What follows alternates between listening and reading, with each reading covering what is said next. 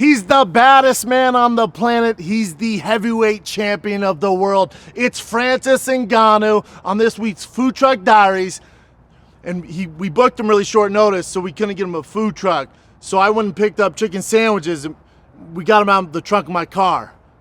It's this week's Food Truck Diaries with Francis Ngannou. Let's go. Make it big, super thick. From my wallet to my check. I don't want it if it's skinny, but I need it if it's thick. Need a thick girl for the thick boy. I need everything I get, super thick boy. You ready? Used to have a model bitch, now I got a thick one. Yeah, I do. Last night went late, yeah, we had a sick one. Yeah, very drunk. Yeah, and I like options. I don't The champ! What's up, big dog? You looking you? great, brother. Thank you. You didn't come in here limping or nothing, man. You look good. Yeah, I'm still in pain. You're still in pain? That the knee's in pain? It's not even my knee. I kick with this leg. Okay. Yeah. Get a little kick on that. Yeah. It's a little soreness, but. And did we get answers from the doc? Like how, are you out 6 months, a year? Do we know yet, or is it still up in the air? No, I need the ACL surgery. Okay. For sure. So that. And during the ACL, they're gonna see if they need to reattach the MCL or if he's gonna reattach himself. So big boy surgery. This is my thing, man. Going into this fight, if you watch the Schaub show, I preach this. You weren't just fighting for the world heavyweight title against Cyril Gane, who to me is maybe, besides you, the most athletic heavyweight. His movement's ridiculous, has never been taken down, doesn't have a loss. So not only fighting for that, but then what you represent, the first ever title holder to not re-sign, bank on yourself, all that's already pressure. And then I find out you have one leg and you still want to take the fight, even though your camp was like, I think it's a bad idea, man. I'm sure your boy's like, it's a bad idea, man. Just explain to me that the biggest night of your life you're going on, really not even close to 100%. You know what I'm saying? So how, Sure. what kind of mental capacity were you at going into the fight? Well, mental capacity, I think that was my most strength. Like I was very in a good space mentally because 3 weeks and a half ago, when I get my injury, I was pretty good physically.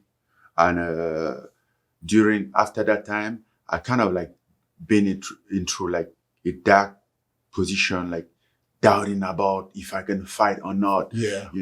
Then I remember one day I spoke to Cameroon. He was in Africa. And then he all reminds me about all this because I've been around him for 5 weeks, multiple times. And then he reminds me everything that he's been through, his groin, his kneecap, all those stuff. Yeah, Kamaru's knees are super messed up. Man, then I'm like, yeah, I can do it. Yeah.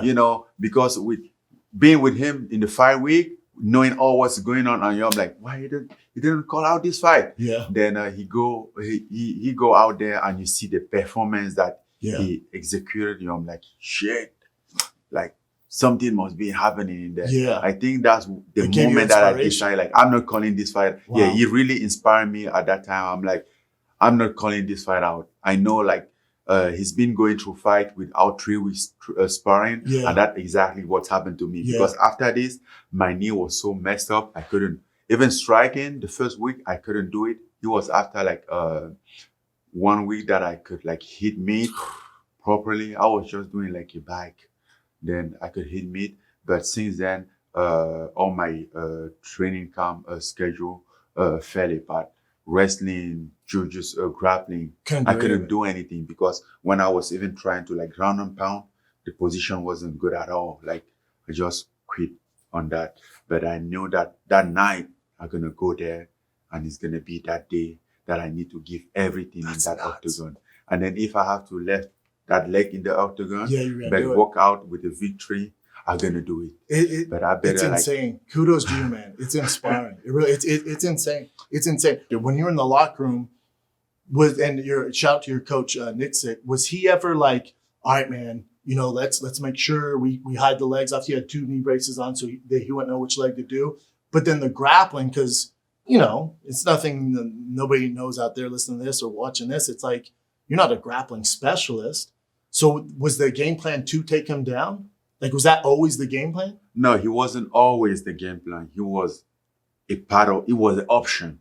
You know, I was very confident about my wrestling and my ground and my grapple. You know, I was very confident about that. So I think that's even the reason why, like, I took that ground in the fight, because like for the first round he initiated the takedown. He did. Yes, he initiated that. And then I'm like, "Whoa, really? You really want to do this?" You know, and that was a perfect situation for me, because being on the ground, obviously my knee hurt a little bit, but I wasn't concerned that he can like collapse. Yeah. You know, like I can sleep and then he fall apart or something. I know that I'm sitting down, so he might hurt, but not so bad. I'll be okay. You know, so when I started to get in that position, basically after the second round, you know, I knew that he wasn't on my favor. I couldn't move. I was just thinking about my knee, trying to do anything. I want to switch. I'm like, oh, if he kick my knee, then go back. Like if I sleep, or if this, you know, the two first round was very challenging. It was a fight with yourself. Yeah, I was fighting with myself, debating like, oh man, was it the right decision to come to this fight with this knee? You know, debating. Then after by the end of the second round, I'm like, man, screw this. There's too much on the line. There's too much people counting on me on this fight. Basically, that's an understatement. I've been receiving a lot of love and support from my home country. Hell yeah. I'm like, bro, I think I don't have to let them down. I'm giving everything here. Then I walked in the third round, like, screwed everything. And you won every round from there on out? Yeah. And by the end of the third round, I look at him. I go there on the third round, like, okay, give everything. And by the end of the third round, I look at him and you can tell. It wasn't the same. You can tell. I can tell. I recognize that look. Yep. That was me when I fought Stipe. You know that I know exactly. Yeah. They don't want to be in there, or they realize they're in trouble. Yeah, he was just like, what the fuck am I doing here? Yeah, I'm like, come on. He was like, I will tell you what you're doing. Yeah. It's like, I am not ready for this. It's not snowflake. But I think, you know, on the bouncing, they're like, doing this. It wasn't there anymore. It wasn't there. He was like this. I'm like, welcome to the club, baby. I love in the corner, because Nick Thiccc goes, when you were taking him down in the corner, he looks at you and goes, we got some now, don't you? You go, we do. I'm like, oh shit, it's on. It's so on.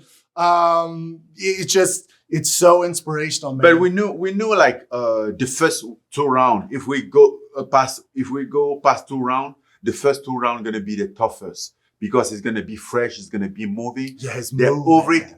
Everything was to like apply pressure, get him constantly in pressure, even though we might take some damage, but he's gonna get tired. Yes. He's not used to box on his heels. Yes. You know, he's used like to people stand there so he can jump, touch, you know. But when you constantly apply pressure, you can't just do that for 5 rounds.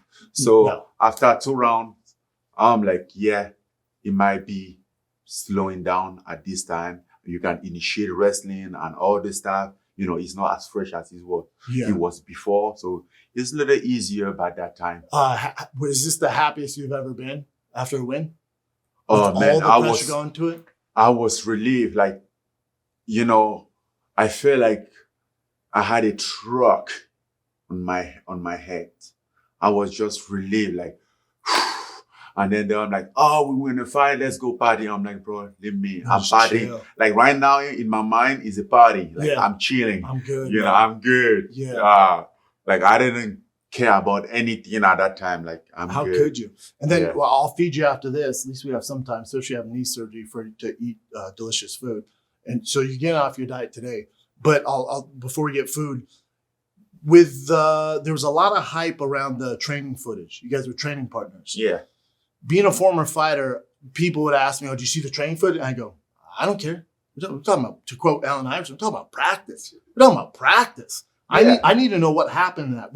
Did Francis do 5 rounds with somebody else and he jumped in? What was the I need to know the Francis conditions. just came from a vacation. That's what I'm saying. That's what I'm saying. Is Francis or you in were peak just shape? like playing with him? Yeah, that's what I'm saying. Like I need to. There's other things as someone who's an insider, and I've been there where some new kid came in the gym. Maybe I was out the night before. I'm not in camp. I was like, yeah, I'll work with him. If they're filming it, he lights him up like, oh, that dude lit him up. It's like, yeah, but I wasn't. That's not real. Like, I'm talking about practice. So I didn't put any. And not only that, like that footage wasn't a full footage though. I mean, he was a clip on the footage, because if they lay out that training footage, it wasn't going on his favor, and I think that's why they couldn't send out the whole footage. But I didn't care about any of it. No, I don't care about any of it. It was good hype for the fight. Yes, me too. I'm like, I don't care about. I go to the gym. I spar with girls. Play with them. Yeah, I've had one right up before. She hits you. Just interact like this. Keep training. I spar with 155 or 170. Sure. 70, and just to have some good work, make them put you in some position, apply a pressure, get your footwork, to know how to work your cage control, because that's what you're doing, and even if at the end you spar with somebody and end up like hurt him or knock him out, you feel bad because it's a mistake. You hurt your sparring partner. You shouldn't be doing that. It's not something that you're proud of. No, you want to be a professional. You feel bad about, and it's not a thing that you walk out there. I'm like, oh, I knock him out in the sparring. No. We were sparring and knock him out. Yeah. No, you're not getting paid for that. You're a douchebag. Yeah, that's not how it works. You feel bad because that wasn't a goal. Yeah, I didn't put any energy in that training footage. Well, let me feed you, and I have a million questions for you. Let me feed you real quick.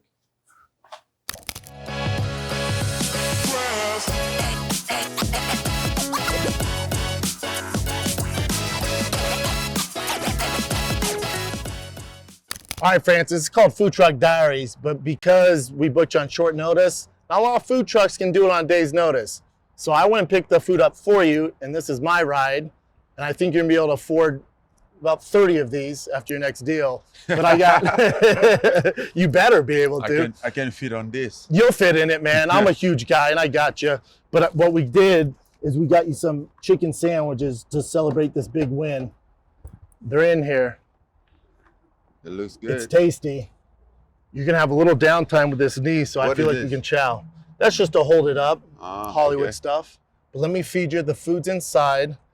It's going to be tasty, though, man. So let's eat and let's chat some more. It's good that I have fight. Yeah, right? Already, I got you, man. Not bad? Yeah, definitely good. All right, let's do it, man. Let me feed you, dog. A champion's meal here. Let's take a little break from chatting with the baddest man on the planet, Francis Ngannou, because listen, y'all, it's 2022 and you're looking for something to get in shape with. You're sick of the gym. You're sick of working out with your buddies. You're sick of just pumping iron. Well, my friends at Peloton, they got you covered, man, with the Peloton bike. Man, they got so much more to offer. You think it's just a bike with a trainer? You're wrong, son. They got new classes, new music, new ways to keep your workouts fun and motivating. If you're trying to stick to a workout, you can't just do the same thing over and over. That's why Peloton makes it great, and they're offering new things for the new year. We're talking about boxing, man. You want to knock people out like Francis Ngannou? When I mean knock it out, I mean from your living room, and you can pretend that you're knocking out Stipe or some of these other fighters he's knocked out. You can do that. And you can do it with Peloton. Peloton Boxing, they're stepping into the ring, man, with the newest discipline. No gloves needed, all right? Even if you never boxed before, but you're a Francis Ngannou fan, we got you covered, man. You're throwing combos. You got footwork, form, fundamentals, keep you on your toes. They got new music, new artists, man, from hip-hop, pop, rock, EDM. We got it all, man. They have all sorts of new workouts. We're talking about 20 minutes of cardio, 15 minutes of total body. You can do yoga, meditation, dance cardio. Get your freak on, man. If this Peloton workout sounds like something for you, all you got to do is go to onepeloton.com. That's ONEPELOTON.com. That's onepeloton.com.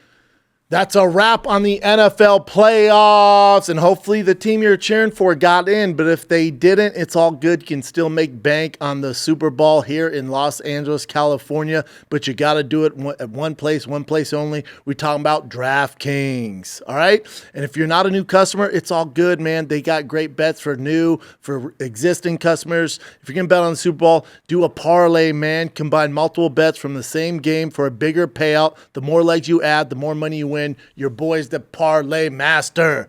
DraftKings is safe, secure, reliable. Best of all, you can deposit, withdraw your cash whenever you want, man. Download the DraftKings Sportsbook app right now. Use promo code Schaub. All right, use Schaub. If you're going to bet on the Super Bowl, you got to use the promo code Schaub. Get them boosted parlays. Get those boosted odds for the Super Bowl coming up right here in Los Angeles, California. Again, that's promo code Schaub at DraftKings Sportsbook, the official sports betting partner of the NFL. Must be 21 or older. New Jersey, Indiana, Pennsylvania only. New customers only. Minimum $5 deposit, $1 wager required. Gambling problem? Cool. Call 1-800-GAMBLER. Let me ask you this, man. In a, obviously you're, going to this fight, the magnitude of the fight, the pressure, the first time ever a heavyweight champ didn't re-sign. So you have all that pressure going in the fight. You have one leg. You win the fight. Obviously, I'm not saying anything anybody that watches the show or that your team or anybody out there doesn't know. Dana doesn't put the belt on you. I don't know if you noticed that inside the octagon. But Mick did. What'd you say? Mick, yeah. He did. Mick Maynard. He put the belt on me. He's a nice guy. I love it. Yeah, I like him too. I really like him. Mm-hmm. How, in your eyes, what's a perfect scenario? Like, how do you see this playing out? I'll tell you what I want to happen, but you want me to go first or you want to go first? Go first. Go first. Let me okay. see your idea. My idea would be in a perfect world, and I have no idea about the details of any of this. In a perfect world, the UFC would pay you what you're worth, and they would be a partner when you go on to fight Tyson Fury and Deontay Wilder and Anthony Joshua. Mm-hmm. And those fights are there, but the UFC, who's great at marketing, right? They're the best in the world at marketing. Absolutely. So they get behind you. You get the hype machine behind the UFC when you fight Tyson Fury and Deontay Wilder, who will be next, and Anthony Joshua. All that's there for you. But it's with the UFC, and they'll get their share, they'll make their money. But then also, to that point, you're still the heavyweight champion, and you can still fight John Jones and Stipe or whoever's next. So to me, if I'm the UFC, right, I'm in the meeting today, they go, all right, so what do you want to do with Francis? And in that entire board meeting, everyone should go, well, what should be next for Francis? Well, John Jones is down to fight him, which would be our biggest heavyweight fight of all time. We'd make money on that, right? Everyone goes, yeah, I'd make money on that. All right, cool, let's do that. And then after that, Tyson Fury really wants to fight him. We'd make all the money in the world doing that, right? Yeah, we'd do that. So even if he has a good showing or beats him, then we're going Tyson Fury rematch, Anthony Joshua, Deontay Wilder. We're making more money than God. So let's figure out how to give Francis something that he's happy with. Is that possible, or am I just? I'm a positive person. Am I too positive? No, we're on the same side. That's exactly what I think. Because I believe that the UFC is like a very big UFC machine, second of none. So as far as promoting, they are really good at their job, you know. But I think they need to be on board to be able to promote something. They need to really be willing to do that. Agree. And that's what we've been trying to pitch to the UFC in the past 2 years. My team been working on that, but apparently, it's really tough to get something done with them right now, because even before the Stipe fight, they were promoting they promised that the winner of Stipe and I will fight John Jones. Yeah. But right after I win that fight, nobody never speak about that fight again. Seems like they didn't want it to be me. Why do you think that is? Because I didn't sign a contract. So they don't want to. Do you think if they don't want to invest in something that they're worried that you're just going to leave? Maybe, or maybe they don't want to give you like what could be your best fight without having something in return. Yes. Which is like a deal. Yes. Yeah. So, let's say if that unfortunately didn't work out, the goal would be obviously the Tyson Fury fight. But when it comes to MMA, where would you land? If UFC's not home, obviously the Tyson Fury stuff is there. The Wilder Joshua is potential. So boxing, you're covered. But if you have that, would you even need MMA? You know what I'm saying? If you had all the riches in the world fighting Tyson Fury, in the rematch with Tyson Fury, and God knows what else you're going to go on to do after that, Do you even need to fight for another promotion? It's not UFC. Would you want to? I would still like to fight MMA. You know, it's a sport that I love to do. Yeah. I think it's a passion. You know, and maybe not for some promotion, but maybe some charity match, stuff like that. You know, but I would definitely still have to do some still wanna MMA do it. stuff. You know, I really want to like see how far I can go in this, how much I can still learn, what is like the limit for me as far as skill set, the as ceiling. experience, what is the ceiling Yeah. in the MMA, you know, because I feel, yeah, I'm a champion, but I feel like there's still a lot of room for me to improve, a lot of way for me to go in the sport himself. So I'm really excited about that. Even during the training camp, you know, my last 2 training camp, I get very excited to see how I can learn, like feel like Get better. I love the train. I Yeah. love being there. Like I was there, like after training, I would do like maybe a running treadmill or jump rope for like 30 minutes, 40 minutes. And I just feel like there's no place that I'd rather be than be there, you know, like You love it. I want to do this. Yeah. I want, you know, I get excited when I show up at every practice, even when I'm tired, because it might be the second section of the day or the end of the week, and my body is kind of like exhausted. But I just get excited, that adrenaline. You're I'm passion for it. I'm passionate about it, Yeah, you so can I can't let it down go right now. Yeah. You know, I feel like I still have a lot to give. Could even you more than I have done already. I still have, And what you've done a lot, but when you Yeah. look at the division, you know, a Stipe rematch, maybe there's that for you. But then the rubber fight with Stipe. But then really the only one out there that, if you want to prove something yourself, would be John Jones. There's always a fight. Yeah. Listen, when I fought Stipe, Ngannou wasn't even in the last landscape. Correct. But for somehow,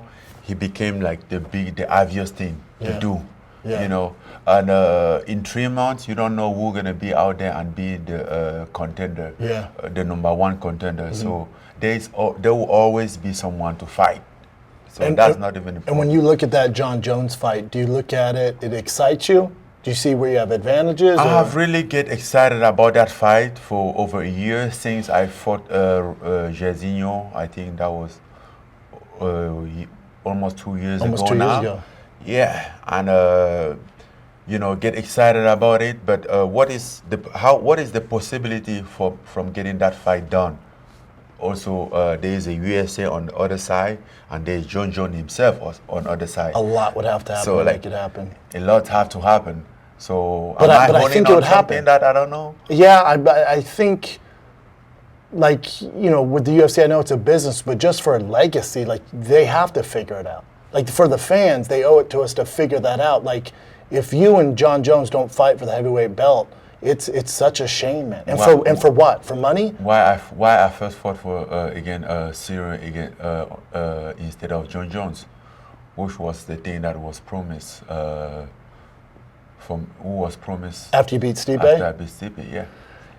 Yeah, I don't know if that's a John Jones problem. I don't know if they just don't want to invest because they're worried you're going to leave. You know, I don't know. There's a lot of, you know, it's just a lot of, to put it frankly, bullshit. It really is, man, and it's such a shame. So that's exactly what I have to deal with every single day. Yeah, and do you feel pressure with dealing with it?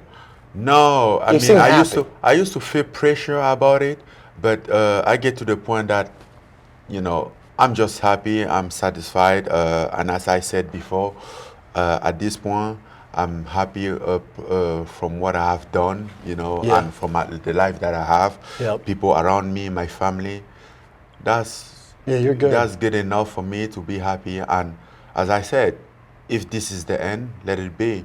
As far as as much as I want everything out there, I'm still okay with what I have now. You've done all right, man. Yeah. You've done all right.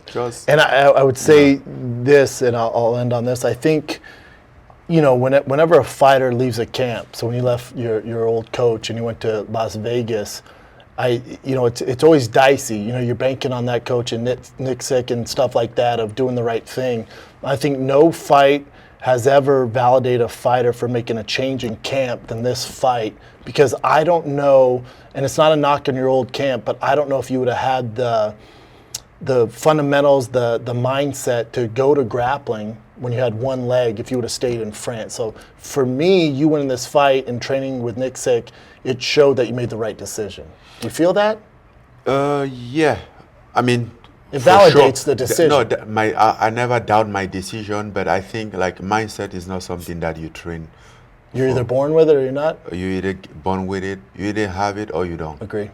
Period. You don't train for. And my God, do you have it. If you mean for do this stuff, you do it, and if you're not, you're not. Yeah. You know, like, and I remember like when I get in this position was debating with myself because don't get me wrong, it's not like it was easy. It was tough though. It was a lot of questioning about yourself, like, oh, should I do this? Could I do this? Would it gonna be an excuse of this or this?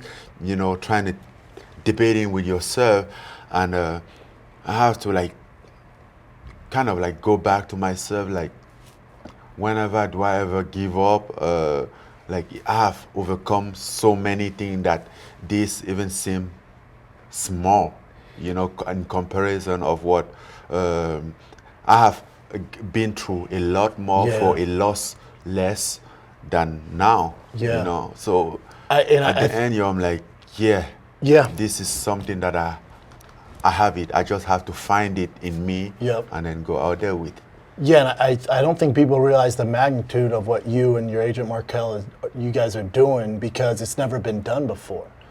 So I think I was so nervous for you, because if you lost this, and Markel, if you would have lost this fight, man, it wouldn't be good. I'll put it frank. You know what I'm saying? Like your negotiation power, the Tyson Fury fight, like all that kind of goes to the side. You know, if you would have lost, but you won. Really. You think you would have? It'd have been different, Francis. You know what I'm saying? He would have been different for sure. Yes. But I wouldn't be out of option though. No. You're always going to be. No, anyone would gladly take it. The UFC would still re-sign you. It's just for the goal that you're trying to attain, you had to win that fight. Had to. Yeah, for that magnitude, yes. The win was always better than losing. Hell yeah. But there was also like it's not like the loss was taking everything out of it. Yes. It was taking something out of it. Take some wind out of your sails. Yeah, for sure. But I thought what was interesting. And we thought about it a lot. We kind of like put everything. Sat down, put everything in balance. I'm like, okay, what are we risking? Yeah. What are we gaining here? But personally, like this fight for me, he was more like to make a point, you know. Hell yeah. Kind of like to beat the odds. Yes. Like, I love that challenge. Like I'm proving you guys wrong. You know, I think if everything would have been right and perfect, I'm not sure if I would have won this fight.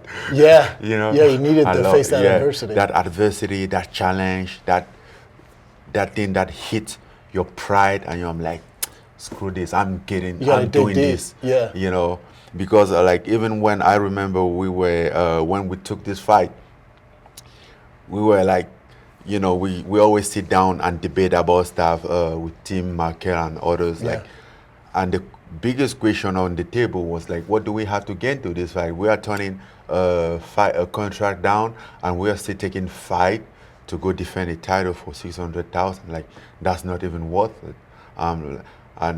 But we came out of that like, this is not for money. This fight, like, you have to forget the. It's bigger than that. You have to forget the financial part.